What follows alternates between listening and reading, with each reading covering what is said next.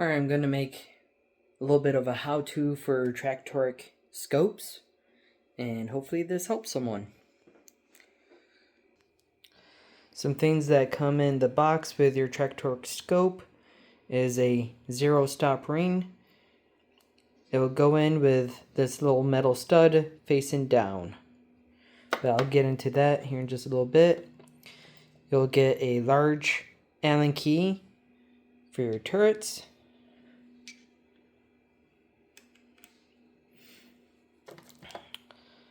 And the smaller Allen key, which I put these blue pieces of tape on it so that hopefully I don't lose it so fast. But the small Allen key is for your 0-stop ring. Something else that comes with your scope that I already installed is the battery. It's a 2032 battery, and that is the orientation that you need to put it in.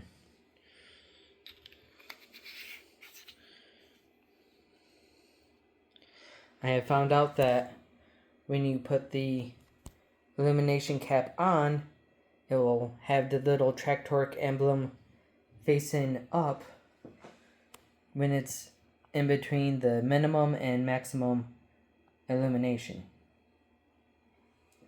in the off position. Alright.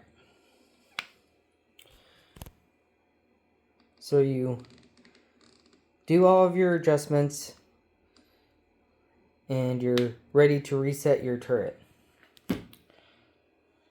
You're gonna take your large Allen key and you're going to loosen this the top screw. Now with this lock-in turret, you don't have to hold it in place. You'd simply say you made it 4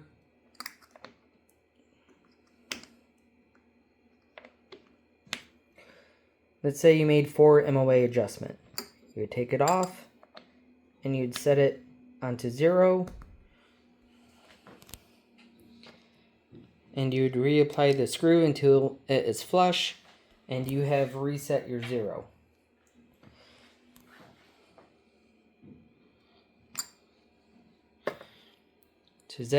To put in your 0 stop, you'll see inside there is another little silver stud that is going to mate to that stud. You're going to put it in, turn it clockwise until it hits.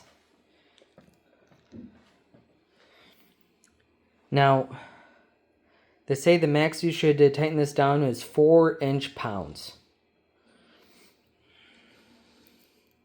But I don't have a tiny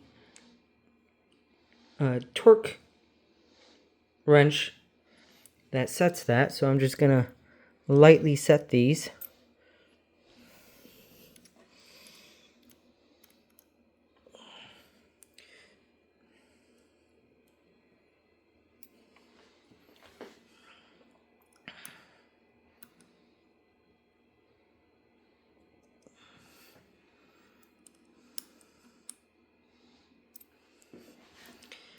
And you don't need to super tighten it, just it needs to be snug. And now I can't freely move it, so it's set.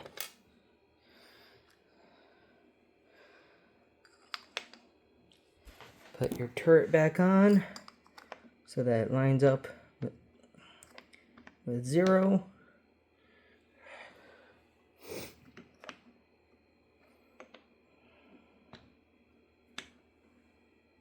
Okay.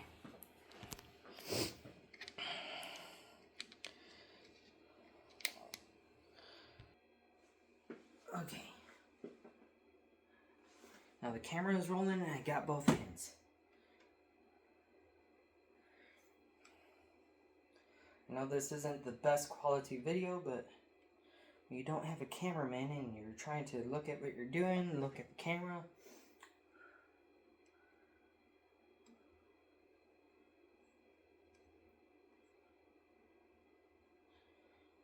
gonna tighten until that little screw is completely flush.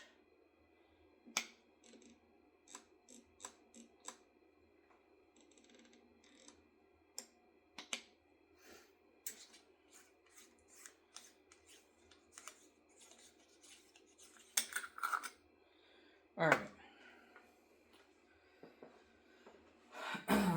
If all you're gonna do is hunting, you're gonna just set your windage, and then you don't have to reset the zero if you don't want to. But if you're ever gonna do precision shooting, long distance shooting with this, it's good to reset your zero. So you're gonna death grip this, try to make sure that it doesn't move at all. Because as you loosen the side screw, it's gonna wanna move. And that's gonna mess up your zero, of course.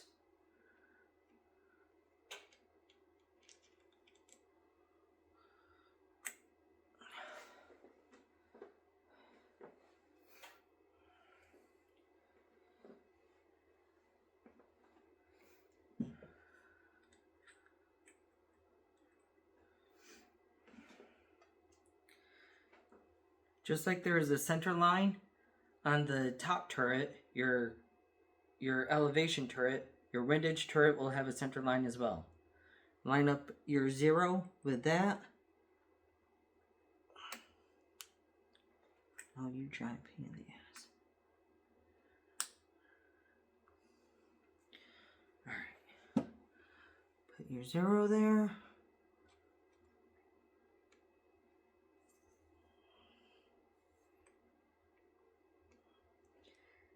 Again, you need to really make sure you are gripping onto this turret, because as you tighten the screw, your turret is going to want to move. Alright, and it's flush, which means that it's in good and tight. Now, if you move 10 MOA in either direction, or 12 MOA in either direction, which I highly doubt you're going to adjust that much in windage when you're doing precision shooting, but you just put it back to zero.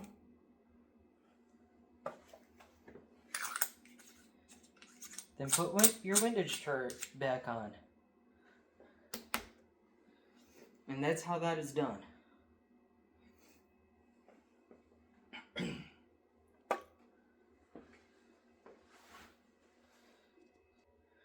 Now remember, because this is a first focal plane scope, just like the 4 to 20 long range precision scopes and the 4.5 to 30 other scopes like that, if it's a first focal plane scope, that means you're not going to have to think about the math on, okay, I'm getting a beginning zero at 50 yards, so instead of each click being a quarter MOA, it's going to be an eighth MOA. You don't have to think about that, because you're going to use your reticle, see where you are hidden on paper, and you're going to make your adjustment based on what the reticle says. However many MOA adjustment you need to make, that's the MOA adjustment that you make.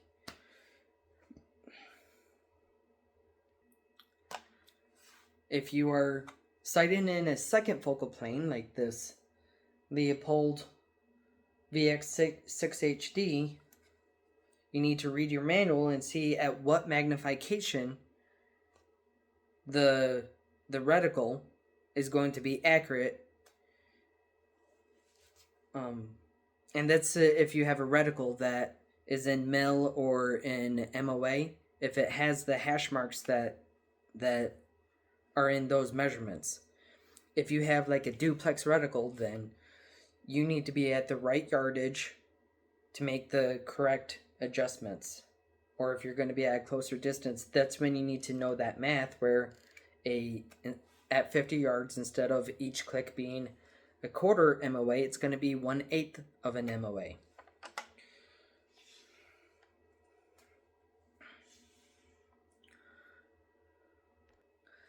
I know that that's a lot of stuff said in one video. I know I tend to ramble a lot. I know I don't have the best production value. So if anybody has any questions or concerns or comments, just let me know.